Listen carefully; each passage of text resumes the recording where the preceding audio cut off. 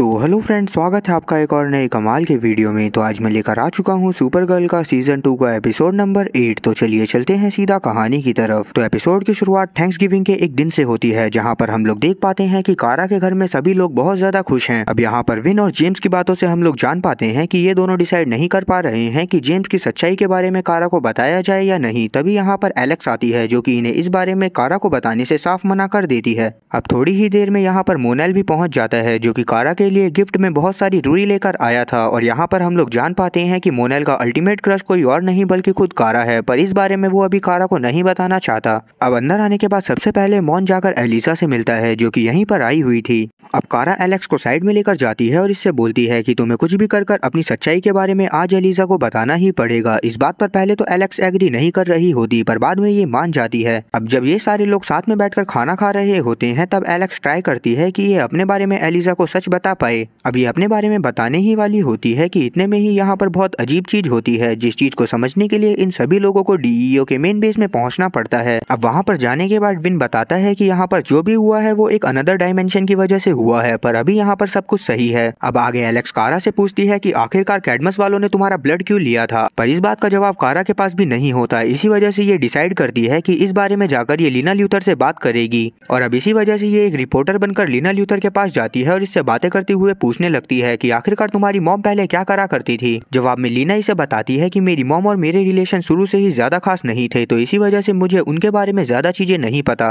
और जब से मैंने ये कंपनी अपने नाम करवाई है, तब से तो वो मुझसे बहुत कम ही मिला करती हैं। अब इस बात को सुनने के बाद कारा काफी ज्यादा शॉक होती है और यहाँ से चली जाती है। पर जैसे ही कारा यहाँ से निकलती है, तभी लीना अपनी मॉम को फोन कर बोलती है कि मुझे आपसे मिलना है। अब हम उसी सीक्रेट बार में एक आदमी को देख पाते हैं, जिसने हुडी पहना हुआ था और बगल में ही मॉन बैठा हुआ था। तब मॉन को लगता है कि वो आदमी जॉन है, पर अभी मॉन उसके ऊपर ज्यादा ध्यान नहीं देता। तब वो हुडी वाला बंदा अपनी जेब से एक अजीब तरह का बॉम्ब निकालकर उस बार में प्लांट कर देता है और यहाँ से बाहर जाने लगता है। तब मॉन भी ऐसा देखकर उसके पीछे जाता है। अब जैसे ही मॉन उसके पीछे बाहर पहुंचता है, तभी वो हुडी वाला बंदा अपना कैप उतारकर मॉन के ऊपर हमला कर देता है। और अब जाकर हम लोग जान पाते हैं कि ये हुडी वाला बंदा कोई और नहीं बल्कि हैंक हेंशो है। अब बार के अंदर हम लोग देख पाते हैं कि वो बॉम्ब ब्लास्ट हो जाता है और उसमें से काफी सारी बायोकेमिकल गैस निकलकर एलियंस को मारने लगती है। इस वजह से वो सभी लोग चिल्लाने लगते हैं और इतनी सारी चीखों को सुनकर मॉन तुरंत उधर की तरफ जाता है, जहाँ पर ये देखता है कि जितने भी बंदों ने वो सारी गैस सूंघी थी, वो सभी लोग मारे जा चुके हैं। अब इसी वजह से मॉन को पकड़कर डीईओ के एक सेल में बंद कर दिया जाता है, क्योंकि जॉन को लग रहा था कि ये सब मॉन का कारनामा है, पर मॉन बोल रहा होता है कि ये सब जॉन ने ही करा है। अब इस बात को सुनने के बाद ये सभी लोग समझ जाते हैं कि वो किसी और ने नहीं बल्कि हैंक हेंशो ने करा था। तब एलेक्स बताती है कि वो एक तरह का वायरस था, जो कि काफी ज्यादा खतरनाक था, जिसने सभी एलियंस को मार दिया। अब इसी वजह से जॉन कारा और मॉन को यहीं पर रहने को बोलकर खुद एलेक्स के साथ बाहर जाता है, ताकि ये पता कर सके कि आखिरकार वो वायरस कौन सा था। अब आगे हम लोग मर्ली को देखते हैं, जो कि जाकर लीना से मिलती है और यहाँ पर लीना इसे बता देती है कि मुझे पता चल गया है कि आप कोई ना कोई गलत काम कर रही हो। पर मर्ली इस बात को मानने से साफ इनकार कर देती है। पर क्योंकि लीना के रिलेशन मर्ली के साथ पहले भी अच्छे नहीं थे, तो इसी वजह से लीना भी अपनी बात पर डटी रहती है। वहीं हम लोग देख पाते हैं कि कारा और मॉन साथ में बैठकर बिजनेस खेल रहे होते हैं। तब कारा मॉन को बोलती है कि एलिजा को लगता है कि तुम मुझे पसंद करते हो। मॉन इसके ऊपर कुछ बोल ही पाता कि इतने में ही इसे कुछ होने लगता है और ये यहाँ पर बेहोश हो जाता है। इस बात को देखने के बाद कारा काफी ज्यादा घबरा जाती है और अब ये मॉन का सेल खोलती हुई तुरंत ही इसे उठाने की कोशिश करने लगती है।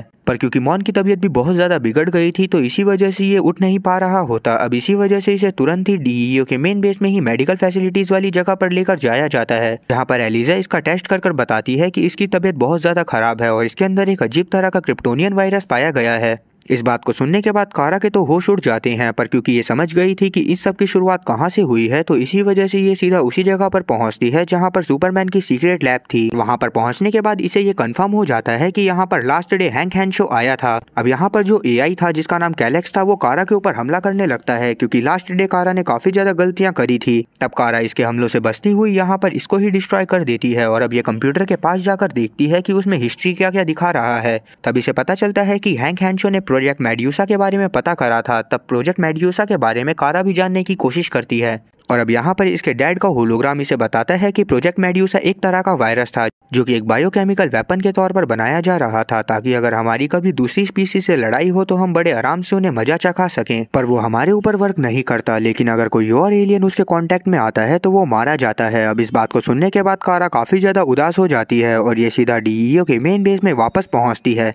जहाँ पर पहुँचने के बाद ये जॉन और एलेक्स को इस बारे में सब कुछ बताती है। तब एलेक्स इससे पूछती है अगर ऐसी बात है तो अब तक मॉन जिंदा कैसे है। जवाब में कारा इसे बताती है कि क्योंकि डेक्सामाइट और क्रिप्टोनियन का ब्लड काफी हद तक सिमिलर है, तो इसी वजह से हो सकता है कि उसके ऊपर वायरस धीरे धीरे असर कर रहा हो, पर हमें कुछ भी कर उसकी जान बचानी होगी। अब इस बात को बोलने के बाद कारा उदास होती हुई जाकर मॉन के पास बैठ जाती है। अब आगे हम लोग देख पाते हैं कि एलिजा एलेक्स के पास जाती है और क्योंकि इसे एलेक्स काफी ज्यादा परेशान लग रही थी तो इसी वजह से ये इसकी परेशानी का कारण पूछती है।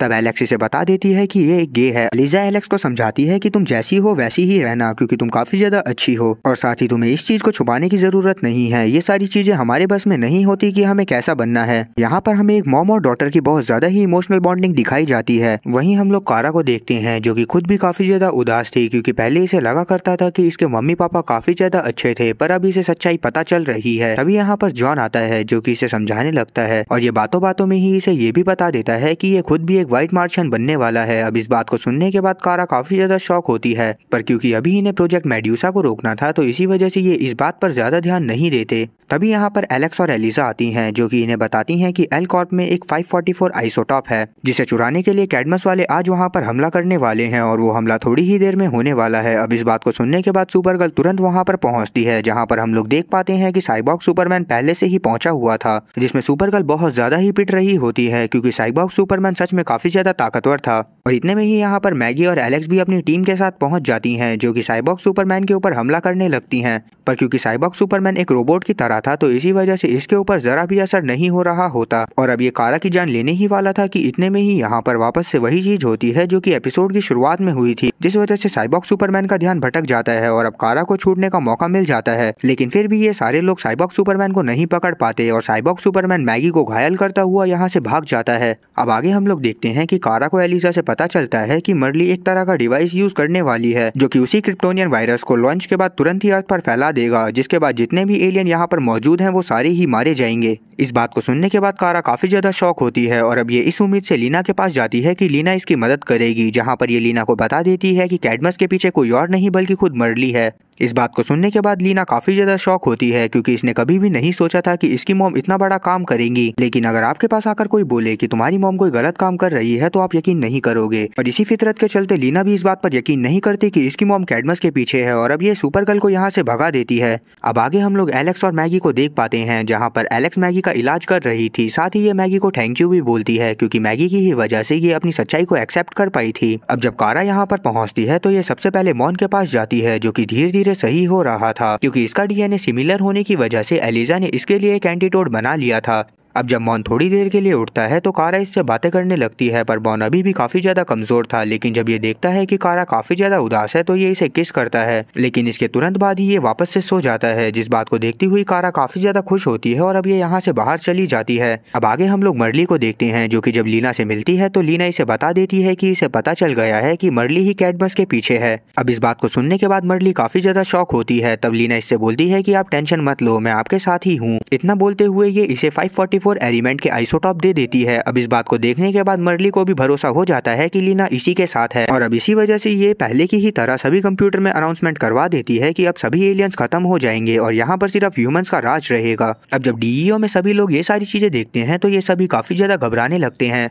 तब कारा और जॉन दोनों उसी जगह पर पहुंचते हैं जहां पर से मर्ली और लीना अपने प्लान को अंजाम देने वाले थे, पर जब कारा वहां पर पहुंचकर ये देखती है कि लीना भी मर्ली के साथ काम कर रही है तो ये काफी ज्यादा शॉक होती है। अब कारा लीना को समझाने की कोशिश करने लगती है कि ये जो भी कर रही है ये सब गलत है, पर लीना इसकी बातों में नहीं आती और अब ये मिसाइल को लॉन्च कर देती है। तब कारा भी तुरंत उस मिसाइल को रोकने के लिए उसके पीछे जाती है और ये उसका पीछा ही करने लगती है। नीचे हम लोग देख पाते हैं कि साइबॉर्ग सुपरमैन और जॉन दोनों आपस में लड़ रहे होते हैं, जिसमें कभी जॉन तो कभी साइबॉर्ग सुपरमैन एक दूसरे के ऊपर भारी पड़े जा रहे थे। तब साइबॉर्ग सुपरमैन जॉन को मारते हुए बोलने लगता है कि तुम कुछ भी कर लो, तुम रहोगे एक मॉन्स्टर ही। इस बात को सुनने के बाद जॉन काफी ज्यादा गुस्से में आ जाता है और बोलता है कि हाँ, मैं एक मॉन्स्टर ही बन गया हूँ। इतना बोलने के बाद जॉन अपनी रियल फॉर्म में आ जाता है जो कि अब एक व्हाइट मार्शियन की हो गई थी, और क्योंकि व्हाइट मार्शियन सच में काफी ज्यादा पावरफुल हुआ करते थे तो इसी वजह से जॉन के ऊपर अब साइबॉर्ग सुपरमैन के एक भी हमले का असर नहीं हो रहा होता। वहीं हम लोग देख पाते हैं कि जैसे ही सुपर गर्ल मिसाइल के पास पहुंचती है वैसे ही मर्ली मिसाइल को डिस्ट्रॉय कर देती है, जिस वजह से उसके अंदर जितना भी फ्लूइड था वो सारा ही हवा में फैल जाता है। इस बात को देखने के बाद शहर में मौजूद सभी एलियन डर जाते हैं क्योंकि इन्हें समझ में नहीं आ रहा था कि अब ये लोग अपनी जान कैसे बचाएंगे। इसी वजह से कुछ एलियंस तो उसकी वीडियो भी बनाने लगते हैं। तब जॉन को भी लगता है कि शायद ये इसका आखिरी वक्त है, तो इसी वजह से ये एकदम शांत हो जाता है। अब जब वो फ्लूइड नीचे गिरता है तो किसी को भी कुछ भी नहीं होता क्योंकि लीना ने उसके आइसोटोप को पहले ही बदल दिया था और वो नहीं चाहती थी कि किसी भी एलियन की जान जाए, क्योंकि वो ये चाहती थी कि मर्ली को पकड़ लिया जाए, तो इसी वजह से उसने ये जाल बिछाया हुआ था। इतने में ही यहाँ पर पुलिस पहुंच जाती है, जिसे देखने के बाद साइबॉर्ग सुपरमैन यहाँ से भाग जाता है। अब कारा जॉन के पास आती है और ये दोनों एक दूसरे को देखकर स्माइल करते हैं। अब अर्थ से करोड़ों किलोमीटर दूर हम एक स्पेसशिप को देख पाते हैं जिसमें काफी अजीब तरह के एलियन थे। तभी यहाँ पर एक इंसान की शक्ल का एलियन आकर बाकी सभी एलियन को बताता है कि हम जिस क्रिप्टोनियन पॉड को ढूंढ रहे थे वो खो गया है। अब ये वही क्रिप्टोनियन पॉड था जिसमें मॉन बैठकर अर्थ पर पहुंचा था। अब ये लोग इस चीज को क्यों ढूंढ रहे थे इसके बारे में शायद हमें आगे के एपिसोड में जानने को मिलेगा।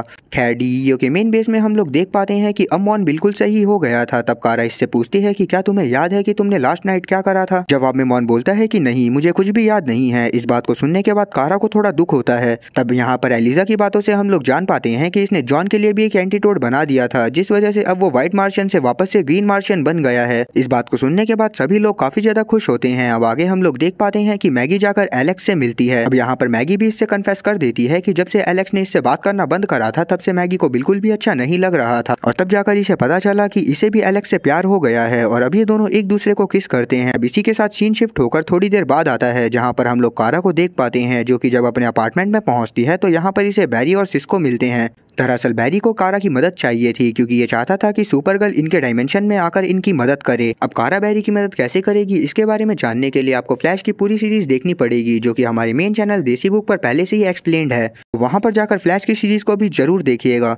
अब यहाँ पर कारा बैरी की मदद करने के लिए मान जाती है और इसी के साथ ये एपिसोड यहीं पर खत्म होता है। अब अगर आपको इसके आगे की एक्सप्लेनेशन देखनी है तो कमेंट में नेक्स्ट जरूर टाइप कर दीजिएगा ताकि मैं जान सकूं कि कितने लोग हैं जो इसके आगे की एक्सप्लेनेशन को देखना चाहते हैं। तो उम्मीद है कि एक्सप्लेनेशन अच्छी लगी होगी। अगर एक्सप्लेनेशन अच्छी लगी हो तो चैनल को सब्सक्राइब करना और बेल नोटिफिकेशन को ऑल पर सेलेक्ट करना और वीडियो को भी लाइक करना। मैं ऐसी ही और मजेदार एक्सप्लेनेशन वीडियोज लाता रहूंगा। तब तक के लिए टाटा और गुड बाय।